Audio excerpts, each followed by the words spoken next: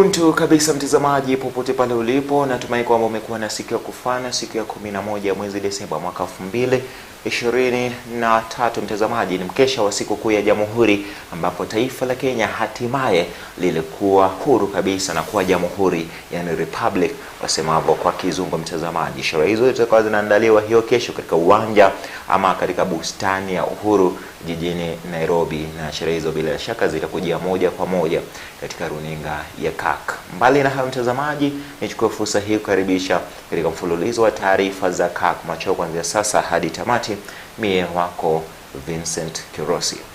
Waziri wa Kawi Davis Chirchir amesema kwamba wizara yake inafahamu fika tatizo lililosababisha hitilafu ya ukosefu wa umeme katika sehemu kadha za nchi siku ya Jumapili jioni. Akizungumza na wanahabari kuhusu kisa hicho kilichowaacha 99% ya Wakenya gizani, Chirchir amesema kuwa ukosefu wa miundo msingi ya kutosha kudhibiti kawi ya juu ndilo tatizo kuu. Na kama anavyoarifu Chris Sambu, serikali imeonya kuwa huenda kilichojiri jana kikatokea tena na tena, kwani kulingana na wizara ya kawi ni kwa ujenzi wa miundo msingi hitajika utachukua miezi karibia 20. Baada ya kisa cha Jumapili ambacho kiliwaacha Wakenya kote nchini gizani kufuatia ukosefu wa nguvu za umeme, waziri wa Kawi Davis Chirchir alikumbwa na kibarua cha ziada kuelezea kwa kina ni kwa nini kwa mara ya tatu ndani ya miezi mitano Kenya imeshuhudia 99% ya ukosefu wa umeme.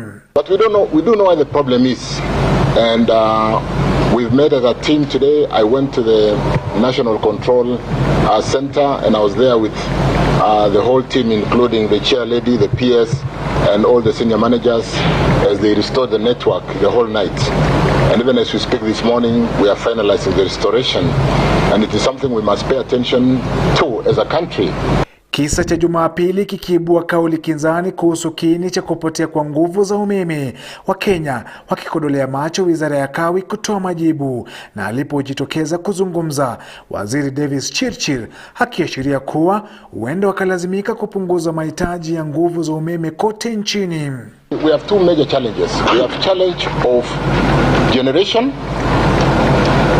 For a while, we did not have enough rains, and we were very down on the hydrology in Masinga. In fact, we have not started generating out of Masinga to date, in spite of the heavy rains. We are generating only out of Kamburu, Gitaru, Kindaruma, and Kiambere. The transmission constraint is a challenge. Like if you need, for example, 200 megawatts in the western part of the country, the transmission links can only say carry 100 megawatts, to put it in simplistic term.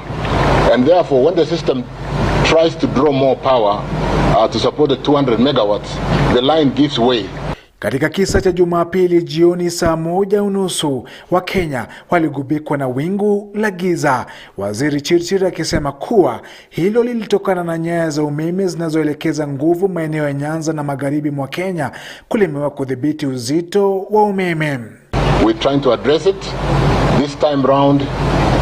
We hope we'll get it right and be able to sort out the Western Kenya voltage and frequency challenges which keep tripping the network. So that was the problem yesterday. We are working on mitigation measures to see, even as we take the long haul building of the networks, because building a line of about 90 kilometers will not be done in 2 days. We will work with the engineers to see the mitigation interventions that will relieve the overvoltage or the capacity of the lines. Chirchir akishikilia kuwa si swala ambalo hawalifahamu, kwani kiini kikubwa ni ukosefu wa miundo msingi ya umeme ambayo inaweza kudhibiti nguvu za umeme hitajika katika maeneo yote. One of the mitigations or intervention that will be going back with the engineers to sit on and give some straight answers as we look at you in the eye is load shedding. What would need to be done, instead of overloading a line and causing the whole country to trip, we would be able to remove some feeders and therefore lessen the power demand that flows through a line, and therefore be able to only carry the amount of power which the line can carry. Kulingana na maelezo ya Wizara ya Kawi ni kuwa hitilafu ya laini ya umeme ya Kisumu kuelekea Muhoroni ilipelekea laini mbadala ya Juja Lesos kuelekea Muhoroni kuzidiwa nguvu na umeme na kulazimika kuzima, hilo likiathiri laini nyinginezo za umeme na kisha giza likatanda. Is to work on quick fixes, which will include, like I said, putting a new bay, a new transformer in Lesos, looking at how do we quickly have a solution between Moroni, Chemosit to deload that link and have a quick solution that goes from Moroni to Ndiwa. Katika baadhi ya mikakati ambazo serikali imetangaza kudhibiti hali ni ikiwemo kupunguza nguvu za umeme kwa laini zinazobeba kupita kiasi, huku mpango dhabiti ukiwa ujenzi wa laini za umeme nyinginezo zitakazosaidia kudhibiti hitaji la umeme eneo la magharibi mwa Kenya kupitia Olkaria, Narok, Bomet hadi mji wa Awendo.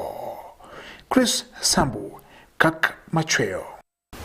Na yakijiri, waziri wa uchukuzi na barabara Kipchumba Murkomen anaitaka idara ya polisi kuendesha uchunguzi kuhusu matukio ya mara kwa mara ya hitilafu za umeme katika ngatua ya kimataifa Jomo Kenyatta. Kulingana na waziri huyo ni kwamba huenda kuna njama za kuhujumu na kuzuia ukweli wa hali kamili kujulikana. Hii ni kufuatia tukio la jana usiku ambapo baadhi ya vitengo vya uwanja huo vilishuhudia hitilafu ya umeme iliyositisha shughuli kwa muda. Katika taarifa kwenye mtandao wake wa X, Murkomen amesema kwamba licha kwamba generator ziliwashwa mara moja, maeneo ya kupokea abiria ya 1A na 1E hayakupokea nguvu za umeme kwa muda. Waziri Murkomen ameelezea kuwa anatiwa wasiwasi na matukio hayo, la jana likiwa la tatu ndani ya miezi mitatu iliyopita. Hata hivyo, Murkomen amesema kwamba shughuli ya kusafisha hali ya JKA inaendelea na kwamba ameamuru uongozi wa ngatua hiyo kutekeleza mapendekezo yaliyoidhinishwa na kamati ya uchunguzi aliyokuwa ameibuni hapo awali.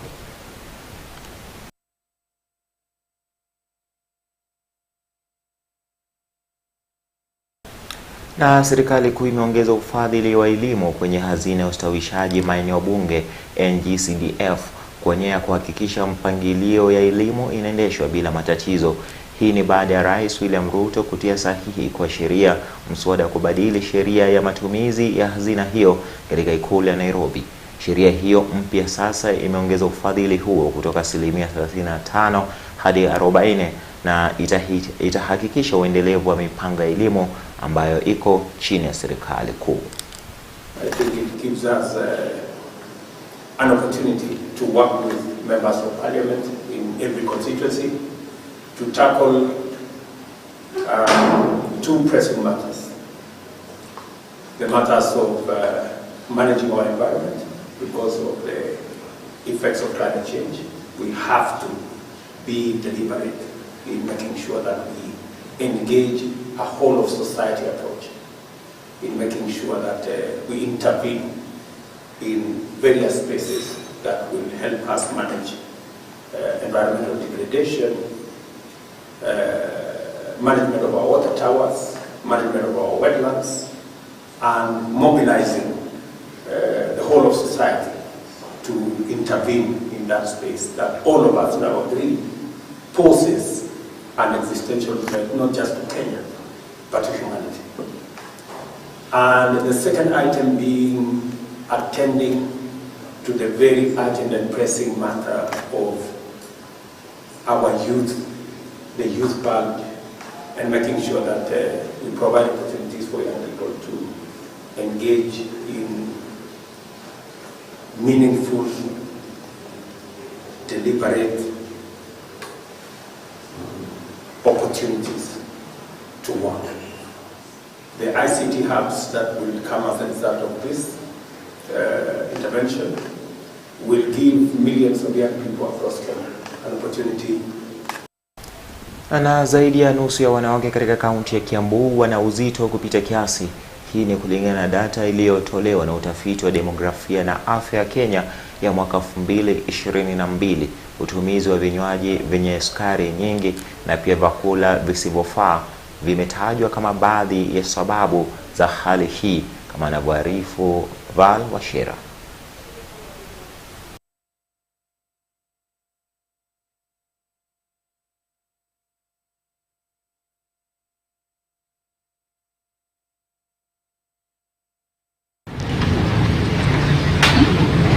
expenditure is no longer part of our vocabulary here.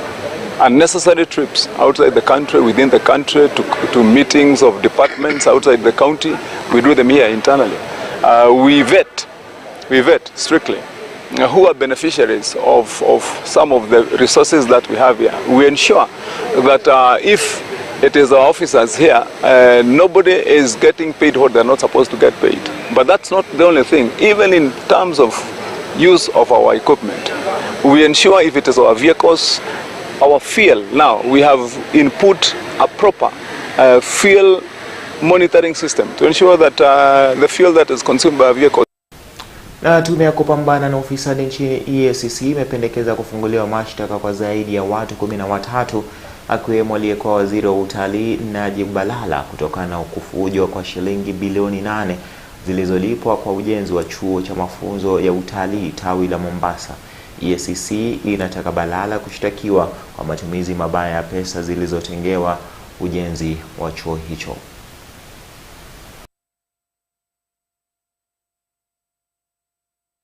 Na halmashauri ya usalama wa barabarani NTSA imetangaza mpango wa kuongeza bei ya huduma yao, ambapo katika mapendekezo yao bei itapanda kati ya 100% hadi 900%. Shule za mafunzo ya udereva kupitia mapendekezo hayo zitalipa 150%, ambao ni sawa na shilingi 50,000 kusajili upya leseni zao, ila bei ya kusajili upya leseni ya udereva haitabadilika. Mamlaka hiyo imesema kuwa kubadilika kwa bei ni kufuatia kupanda kwa gharama ya maisha. Remained constant. That's why we are asking that we adjust to be able to offer services at a proper rate and good services to the citizens of Kenya and reduce the road carnage.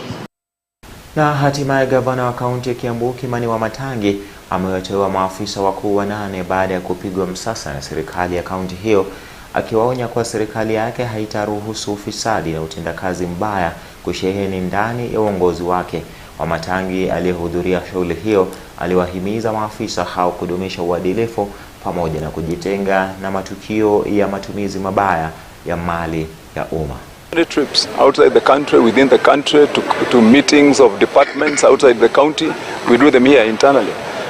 We vet strictly who are beneficiaries of some of the resources that we have here. We ensure that if it is our officers here, nobody is getting paid what they're not supposed to get paid.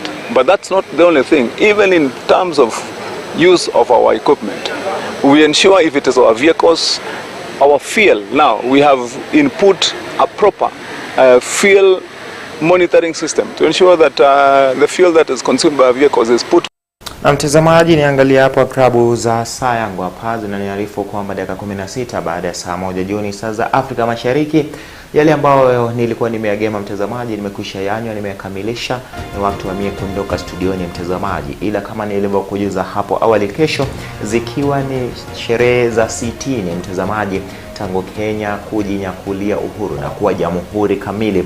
Mtazamaji, sherehe hizo zitakujia moja kwa moja katika runinga ya kuanzia saa 3 asubuhi hivi, sherehe ambazo zitaongozwa na Rais William Ruto moja kwa moja kutoka bustani ya Uhuru jijini Nairobi. Hadi wakati huo, mara nyingine, wakati mwingine, naitwa wako mpishi mpakuzi. Usiku mwanana, usiku mtulivu, usiku na bobbe za mbu. Kwaheri.